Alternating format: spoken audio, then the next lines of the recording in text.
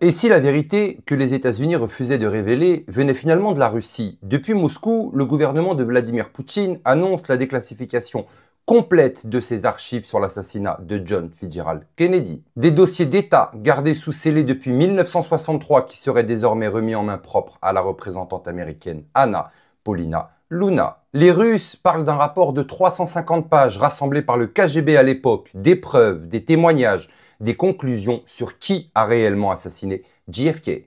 Et Luna, dans un tweet devenu viral, promet ces documents seront immédiatement mis à disposition du peuple américain. La vérité doit sortir. Mais derrière cette annonce historique se cache peut-être une autre vérité bien plus explosive, celle d'un système politique corrompu jusqu'à la moelle, où la désinformation, les coups d'État et la guerre psychologique se mêlent à la diplomatie. Alors, que cherche vraiment la Russie? À rendre justice à Kennedy ou à montrer au monde qui contrôle vraiment l'Amérique? En 1963, après l'assassinat de JFK, le KGB avait ouvert sa propre enquête. Selon les documents soviétiques, l'Union soviétique était convaincue que Lee Harvey Oswald n'avait pas agi seul. Des échanges diplomatiques interceptés à l'époque mentionnent déjà l'implication d'agents liés à la CIA et au Mossad. La Russie affirme aujourd'hui avoir conservé tous ces rapports et c'est ce que Moscou vient de remettre à Washington, ou plutôt à Anna Paulina Luna, présidente du comité de déclassification au Congrès américain. Mais voilà, ces mêmes documents, le gouvernement américain les avait demandés en 1992 et la CIA aurait bloqué leur transfert. Pourquoi? Parce qu'ils contenaient, selon les soviétiques, des indices directs sur une opération d'État visant à éliminer Kennedy pour empêcher la fin du pouvoir du complexe militaro-industriel. 60 ans plus tard, ces papiers refont surface, le monde retient son souffle. Qui est donc Anna Paulina Luna, ancienne vétérane de l'armée de l'air républicaine de Floride? Elle préside aujourd'hui la Task Force sur la déclassification des secrets fédéraux. Ses cibles, les dossiers JFK, les archives RFK et Martin Luther King, les documents Epstein et même les origines du Covid et les phénomènes OVNI.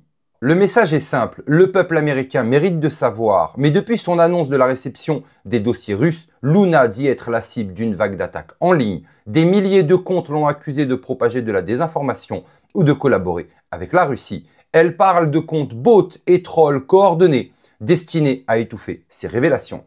Et justement, quelques jours après ces attaques, Elon Musk confirme la suppression de 1,7 million de faux comptes sur X, des comptes liés, selon certains analystes, à des campagnes d'influence politique.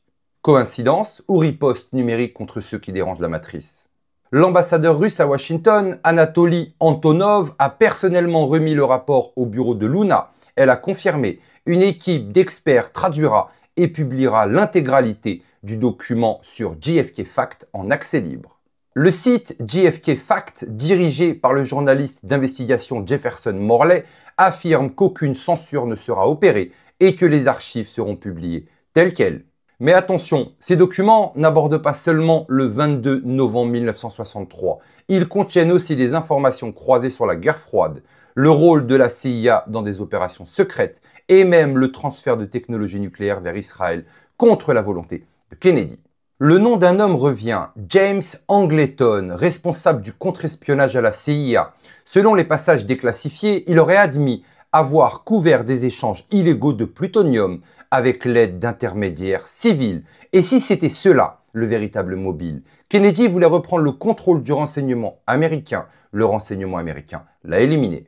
Pendant que Washington tremble, Moscou jubile. L'envoyé spécial du président Poutine, Kirill Dmitriev, a réagi directement à la sortie d'Anna Paulina Luna. Il a partagé un message symbolique, le fameux drop Q 2478. Que les scellés commencent, que la déclassification commence, que le monde soit témoin de la vérité. Nous, le peuple, justice dans le cadre de la loi. Un message lourd de sens pour les communautés patriotiques américaines, car ce Q-drop est associé au mouvement Q. Celui qui prône la révélation du Deep State, l'État profond, caché derrière le gouvernement officiel. En d'autres termes, la Russie appuie là où ça fait mal. Elle se pose comme la gardienne de la vérité face à une Amérique accusée de se mentir à elle-même. Et dans les coulisses, une autre tempête se prépare, celle de l'Ukraine. Anna Paulina Luna n'a pas parlé que de JFK, elle a aussi évoqué ce qu'elle appelle les flux d'argent cachés de la guerre. Selon ses déclarations publiques, des virements de 50 millions de dollars effectués par Zelensky par mois auraient été effectués vers une banque en Arabie Saoudite à partir de fonds liés à l'aide américaine à l'Ukraine. Ces transactions, dit-elle, auraient été signalées à plusieurs reprises par des services de contrôle budgétaire internes, sans jamais déboucher sur une enquête complète. Et c'est là qu'intervient John Whitecliffe, directeur de la CIA. Whitecliffe affirme que des rapports de la CIA et du FBI sur la corruption en Ukraine ont été classés sans suite à la demande de la Maison-Blanche et surtout de Joe Biden. Selon lui, ces informations concernaient des sociétés liées à Hunter Biden et auraient pu compromettre la présidence de son père. Alors la question devient vertigineuse. Et si la corruption qu'on attribue à l'étranger était avant tout américaine?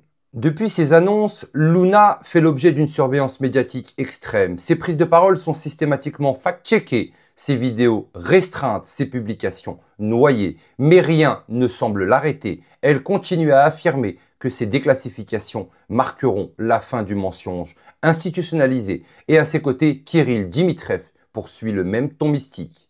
La justice n'est pas une arme, elle est un miroir, des mots simples qui font trembler l'équilibre du monde. Car si la Russie publie ses documents dans leur intégralité, et si ces preuves confirment ce que tout le monde soupçonne, alors l'histoire de l'Amérique devrait être réécrite.